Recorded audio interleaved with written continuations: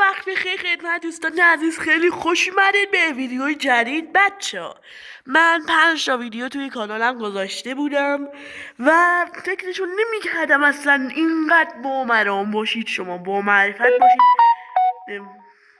باش بعدا که منو با 5 تا ویدیو با 7 تا ساب برسونید. بابا باریکالله. خب امروز اومدیم با یه ویدیوی جدید که هدفمون هست آیرون. آره آیرون، بدون هیچ ماد و چیزی. اولی ویدیو یکم آسون بگیرید دیگه، گناه دارم. خب بچه ها دم اون 7 نفر گرم.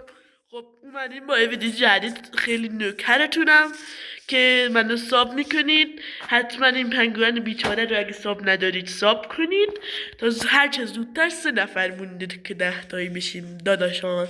هدف این ویدیو هم که آهن بود. لیتس گو. خب اول چوب بکنیم. بابا بنازم.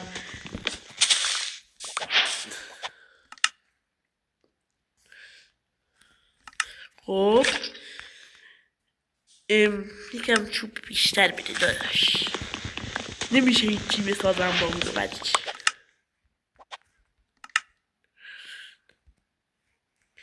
کلنگ تبه. بچه ها اگه این مادم میخواید توی کانالم آموزش نصبش رو گذاشتم، حتما برید ببینید.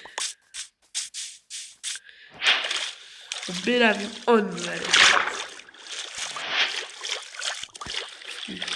من تا حالا شما ندیده بودم،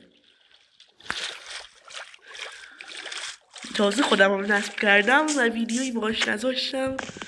گفتم با شما بیاییم یه سروایورم باش بریم. اینم از قارمون. فکر کنم آهن نداره. خب اشکال نداره، اینجا سنگی بشیم. خیلی سنگ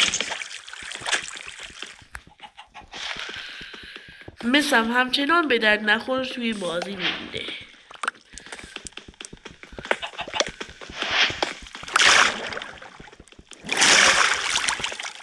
بیا بریم توی آسمه. بریم اینجا توی غم نباشه، آهن باشه. امیدوارم این دور مورا یه دونه ویلیجمون نشه واقعا.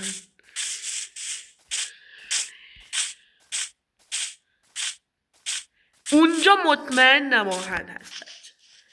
اونجا 100% آهن پیدا میکنیم. خب بریم. راستی من چرا خودم سنگی نکردم؟